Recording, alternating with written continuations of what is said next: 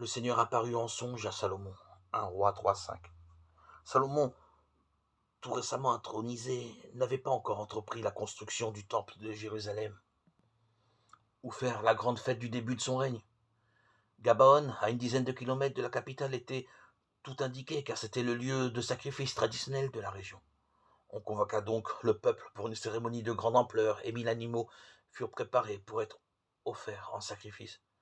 Pendant la nuit, le Seigneur apparut au jeune roi Salomon. Salomon aurait pu s'attendre à quelques reproches, car il ne devait son trône qu'à de sévères turpitudes. Mais curieusement, ce n'est pas de cela que Dieu voulait parler. Première leçon de ce texte qui nous a été donné. Dieu lui dit simplement, demande ce que je dois te donner. 1 roi 3,5. Et là, nouvelle surprise, la réponse de Salomon nous semble touchée par la grâce. Donne à ton serviteur un cœur attentif pour qu'il sache gouverner ton peuple et discerner le bien et le mal. Sans cela, comment gouverner ton peuple qui est si important, verset 9. Dieu a apprécié cette sagesse réponse, semble-t-il. Cette demande de Salomon plut au Seigneur, qui lui dit, puisque c'est cela que tu as demandé,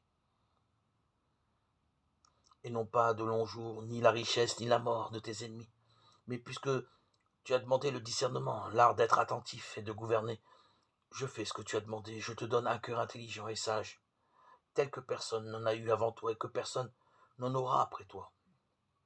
Et l'on sait à quel point Dieu a tenu parole.